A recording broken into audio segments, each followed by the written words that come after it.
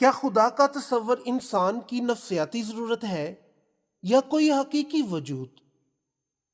یہ سوال نئے نہیں ہے۔ یہ سوال یونان کے فلسفیوں نے بھی پوچھے، یورپ کے مفکرین نے بھی، اور آج کے نوجوان بھی یہی پوچھ رہے ہیں۔ جاوید اختر دراصل خدا کو نہیں بلکہ اس تصور کو چیلنج کر رہے تھے کہ عقل کو ایک حد پر جا کر روک دیا جائے۔ دوسری طرف مفتی شمائل تھے، انہوں نے جذباتی نعروں کی بجائے دلیل کی زبان میں بات کرنے کی کوشش کی۔ ان کا موقف یہ تھا کہ یہ کائنات خود بخود نہیں بن سکتی، ہر چیز کا ایک سبب ہے، اور جب ہم سببوں کے سلسلے کو پیچھے لے کر جاتے ہیں تو ایک ایسی ہستی پر جا کر بات رکتی ہے جو خود کسی کے محتاج نہیں۔ انہوں نے کہا کہ اخلاقیات، صحیح اور غلط کا تصور، نظم و ضبط اور مقصد، یہ سب بغیر کسی خالق کے محض اتفاق نہیں ہو سکتے۔ ان کے دلائل وہی تھے جو صدیوں سے اسلامی فلسفے میں دیے جاتے رہے ہیں۔ اس بحث کو کروڑوں لوگوں نے دیکھا۔ جاوید اختر نے سوال کیا، اگر خدا ہے تو دنیا میں اتنی تکلیفیں کیوں ہیں؟ مفتی شمائل ندوی کہتے ہیں، اگر مصائب خدا کی عدم موجودگی کا ثبوت ہیں تو انسان کا مطالبہ کرنا فضول ہے۔ مصائب اس بات کا ثبوت ہے کہ انسان کے اندر صحیح اور غلط کا احساس موجود ہے، اور یہ خدا کی سب سے بڑی نشانی ہے۔ پھر جاوید اختر نے پوچھا، اگر زیادہ تر لوگ کسی چیز کو سچ مان لیتے ہیں تو کیا وہ سچ ہو جاتی ہے؟ مفتی شمائل ندوی نے کہا، سچائی کا تعین اکثریت سے ہو تو تاریخ میں کبھی غلط نہیں ہوا، پھر غلامی، نسل پرستی اور جبر کو بھی درست سمجھا جائے گا، کیونکہ انہیں ایک زمانے میں اکثریت کی حمایت حاصل تھی۔ پھر جاوید اختر نے سوال کیا، اگر خدا کا کوئی سائنسی ثبوت نہیں ہے تو ہم اس پر کیوں یقین کریں؟ اس کے جواب میں مفتی شمائل ندوی نے کہا، ہر چیز جو موجود ہے اسے لیبارٹری میں دکھانے کی ضرورت نہیں ہے۔ عقل، محبت، ضمیر، انصاف، ان کا بھی کوئی ٹیسٹ ٹیوب ثبوت نہیں، لیکن کوئی بھی ان سے انکار نہیں کرتا۔ پھر جاوید اختر نے کہا، مذہب انسانی تخلیق ہے، اس لیے اس پر سوال اٹھانا ضروری ہے۔ اس کے بعد مفتی شمائل ندوی نے کہا، سوال کرنا ضروری ہے، لیکن پہلے آئیے فیصلہ کریں، انسان قانون بناتا ہے یا کائنات؟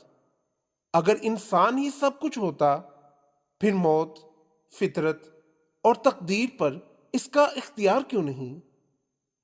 اس کے بعد جاوید اختر نے کہا، میں وہی مانتا ہوں جو عقل مانتی ہے۔ اس پر مفتی شمائل ندوی کہتے ہیں، عقل بہت قیمتی ہے، لیکن عقل خود کہتی ہے کہ وہ سب کچھ نہیں سمجھ سکتی۔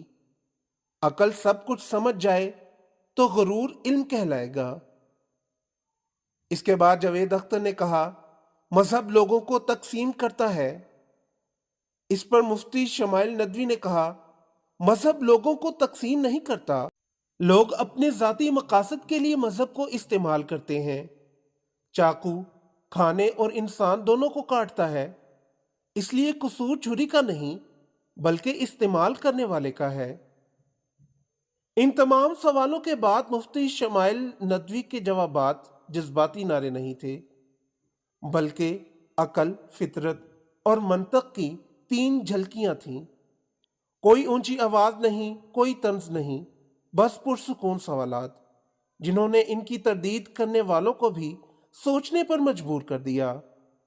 یہ کوئی بحث نہیں تھی، یہ منطق کا پوسٹ مارٹم تھا، جہاں شور نہیں تھا لیکن الفاظ بھاری تھے، جہاں تالیاں نہیں بلکہ خاموشی گواہی دے رہی تھی۔ مفتی صاحب نے ثابت کر دیا، ایمان توہم پرستی نہیں بلکہ ایک عقیدہ ہے جو دلیل کے ہر امتحان پر پورا اترتا ہے۔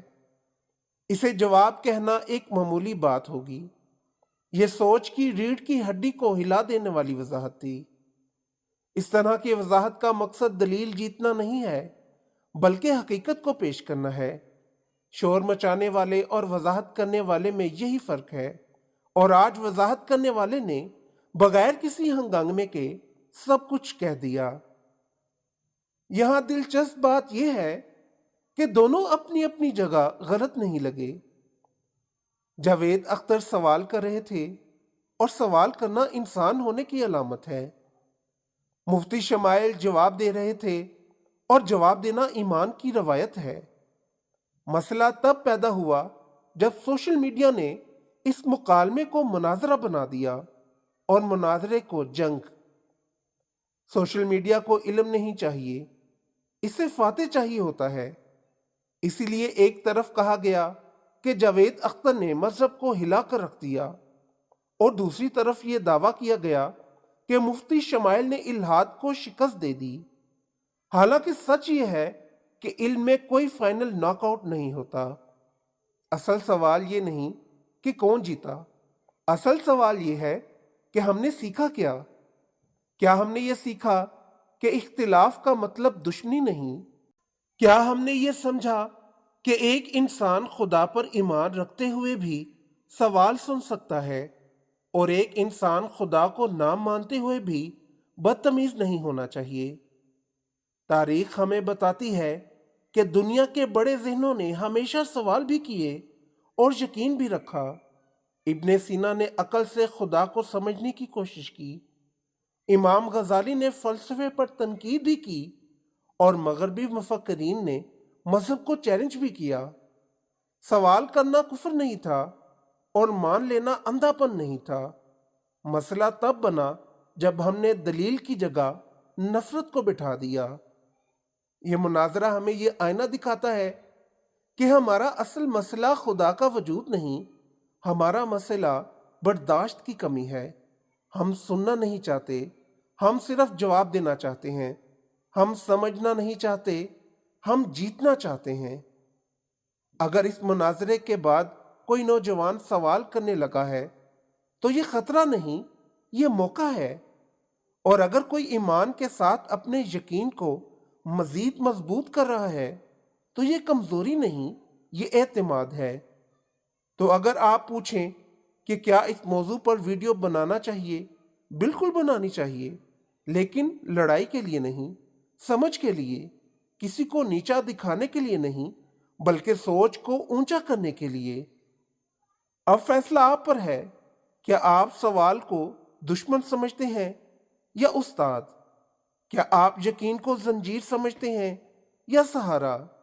اپنی رائے کمنٹس میں ضرور بتائیں، لیکن یاد رکھیں اختلاف کا مطلب نفرت نہیں ہوتا۔ تو دوستو، یہ تھی آج کی ویڈیو پسند آئی ہو تو لائک ضرور کریں، اور میرے چینل کو سبسکرائب کریں۔ پھر ملتے ہیں ایک نئی ویڈیو کے ساتھ، تب تک کے لیے اجازت دیں۔ اللہ حافظ۔